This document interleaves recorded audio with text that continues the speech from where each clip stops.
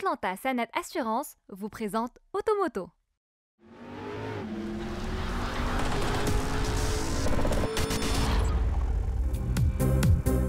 Mesdames et messieurs, bonjour, je vous souhaite la bienvenue dans ce nouvel épisode d'Automoto. Cette année, les SUV débarquent massivement dans le royaume et deux d'entre elles font l'actualité aujourd'hui. Tout d'abord, il y a la deuxième génération du Hyundai Creta qui se révèle plus branchée et plus imposante que jamais. Ensuite, nous découvrirons le nouveau Volkswagen T-Roc dans l'élégance du style, rime avec une polyvalence exemplaire et une tenue de route digne d'une belle berline. Dans les news, c'est la Porsche 900 en GT3 qui renoue avec les records. Et c'est parti avec le nouveau crossover urbain Hyundai Creta.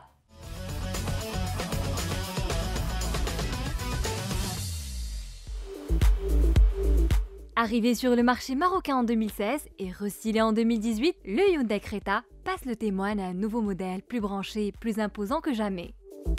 Totalement inédite, cette deuxième génération du Hyundai Creta prend de la stature avec des mensurations revues à la hausse. Plus lent de 20 mm et plus large de 10 mm, son style marque une vraie rupture avec son prédécesseur. Comme en témoigne le dessin délicat de sa grande calandre au contour chromé qui domine pratiquement toute la partie avant.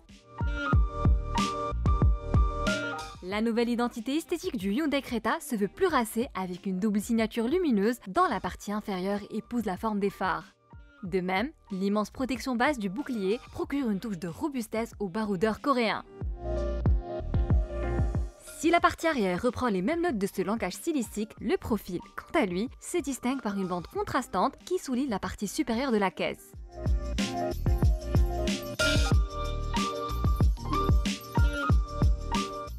Créer un mouvement dynamique, cette touche de couleur est plutôt bien vue. Pour autant, le catalogue offre l'embarras de choix et les clients peuvent opter pour les teintes qui leur conviennent, à l'instar du bleu ciel, gris typhon, blanc polaire ou rouge mulberry.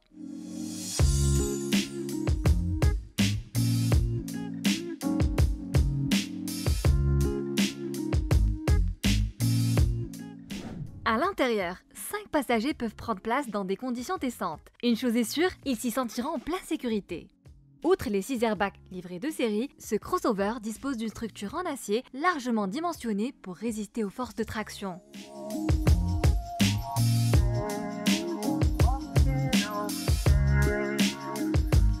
L'agencement, lui aussi, est plus soigné avec un cluster TFT multifonctionnel de 3,5 pouces, ainsi qu'un écran tactile de 8 pouces compatible avec les systèmes Android Auto et Apple CarPlay. Grâce aux suspensions avant, type McPherson, qui concilient confort et dynamisme, ce modèle est tout à son aise, aussi bien dans les zones urbaines que sur les grandes voies rapides. Sous le capot, le Creta troque ses anciens blocs CRDI contre le nouveau diesel 1,5 litre VGT de 115 chevaux.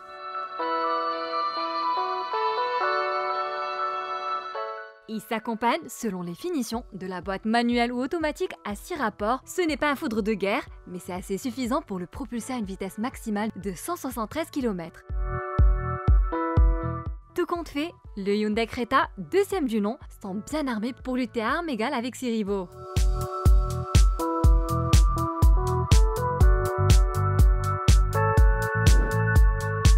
Pour preuve, ces tarifs qui s'échelonnent de 237 000 dirhams à 263 000 dirhams le placent parmi les SUV urbains généralistes les plus compétitifs. Il est temps de partir à la découverte du Volkswagen T-Roc.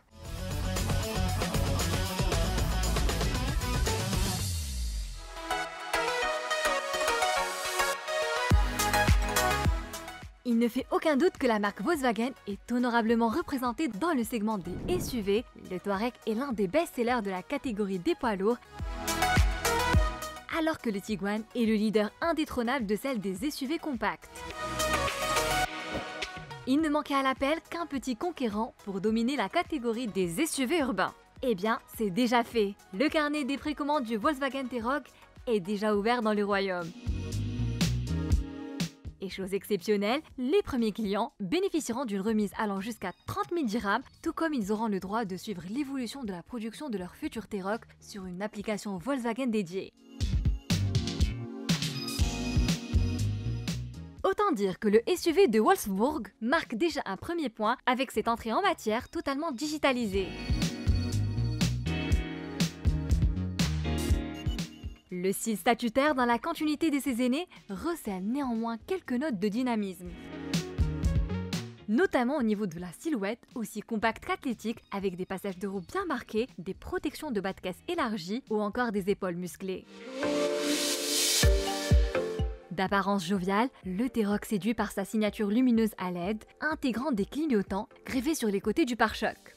Ce signe distinctif s'accorde aussi bien avec les feux halogènes livrés de série que les phares à LED optionnels.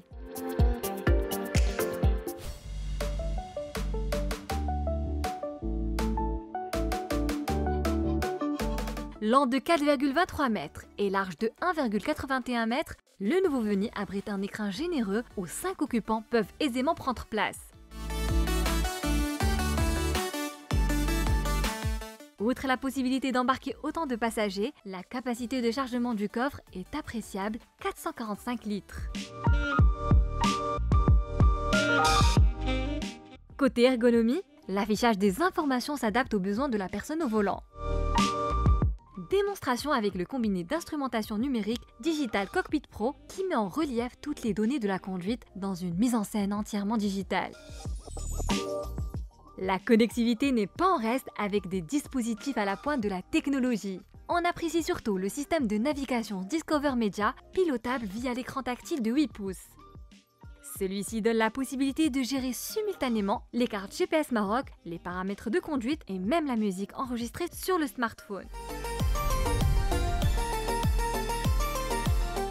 Sous le capot, le SUV allemand abrite l'increvable 2 litres TDI de 143 chevaux, aussi nerveux que robuste à l'usage. Associé à la boîte automatique DSG à 6 rapports, il fait preuve d'une sobriété exemplaire.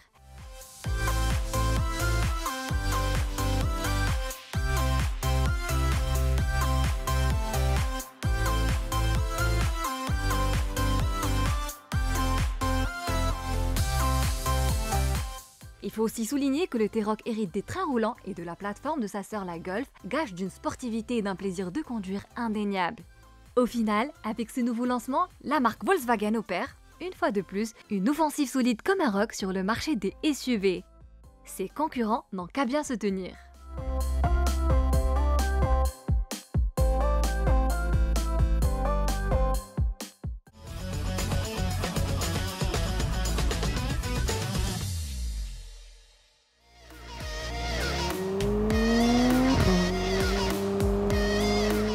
Avec sa ligne à couper le souffle et ses dispositifs ultra sophistiqués, la nouvelle Porsche 911 GT3 franchit encore un cap dans la démesure.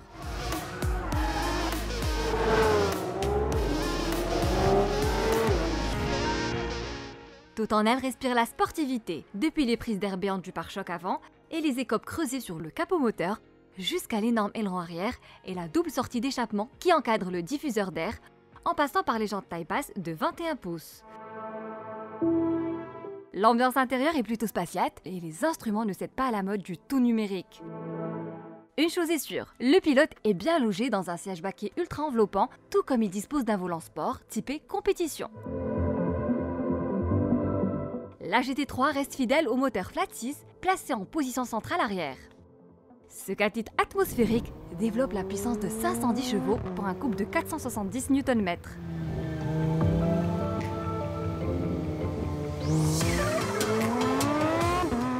Le bolide allemand devient démoniaque dès que les chevaux commencent à hennir.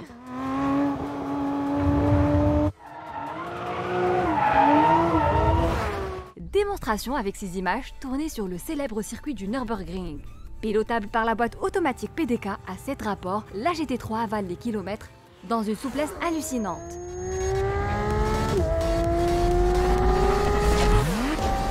Qu'à cela ne tienne, elle reste scotchée au bitume et rien ne semble pouvoir la faire dévier de sa trajectoire.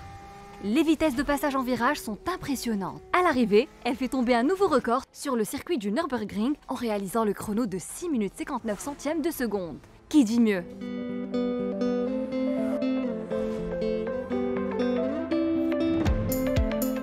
Automoto touche à sa fin. Merci de votre fidélité et à la semaine prochaine.